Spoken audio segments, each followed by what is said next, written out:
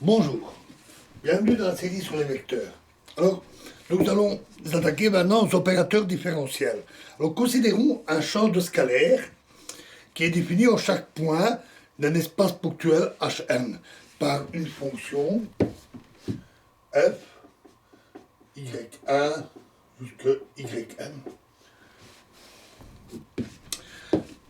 de coordonnées curvilignes yi.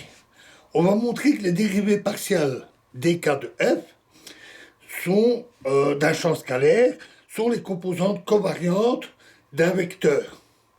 Pour cela, considérons un autre système de coordonnées curviligne y'j de Hn et à ce même champ de scalaire, ce même champ de scalaire s'écrit alors égal f' de y'1 jusqu'à y'm. La dérivation partielle d'une fonction composée nous donne df sur dyj est égal à df' sur dy'i, dy'i sur dyj.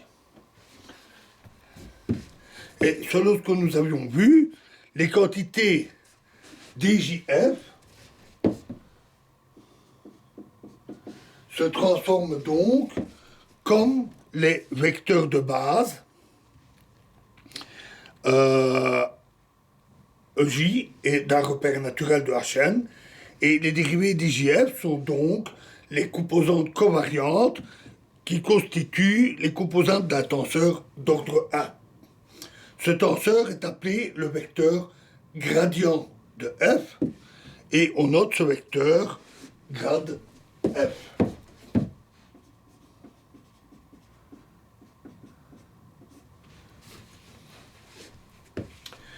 Et sa décomposition sur la base réciproque est donnée par dkf ek.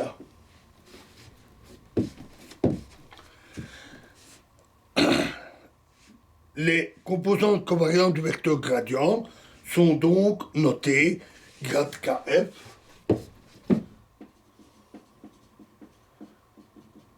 égale dkf.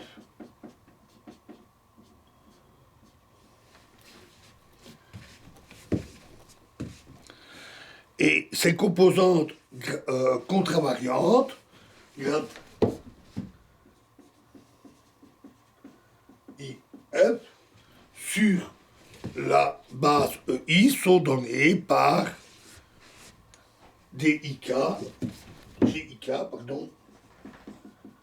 fois DKF.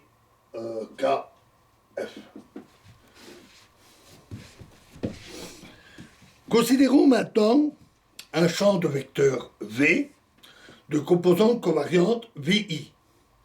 La dérivée covariante du vecteur V a pour composante les quantités qui sont données par delta J VI égale DJ VI moins gamma JKI VK.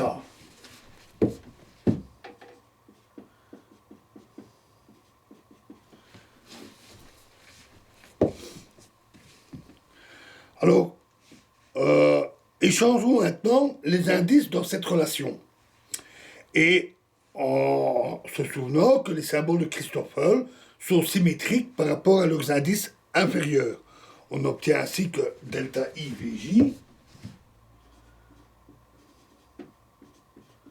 égale DI VJ moins gamma JKI VK.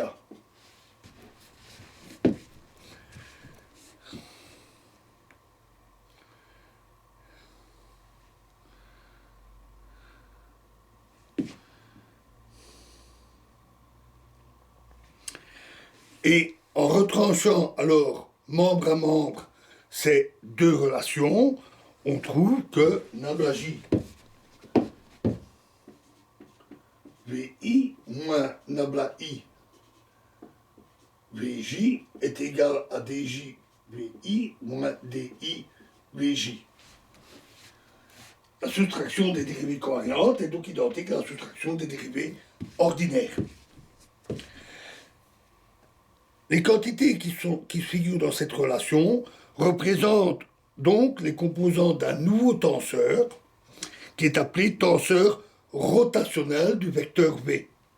C'est un tenseur antisymétrique que l'on note rotationnel rot de V et qui s'écrit DIVJ moins DJVI moins DIVJ fois EI fois EJ et que l'on note encore rot V IJ fois EI fois EJ.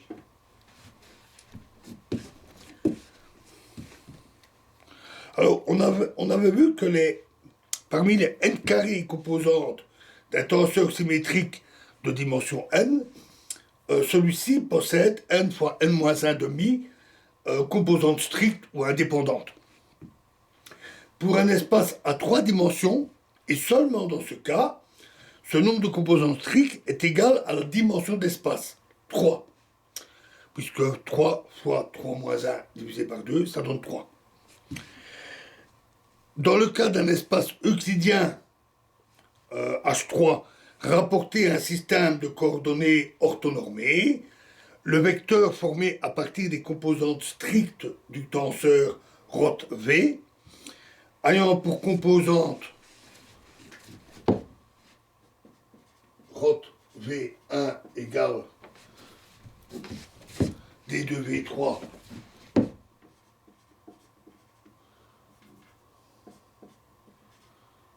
moins D3V2, rot V2 égale D1,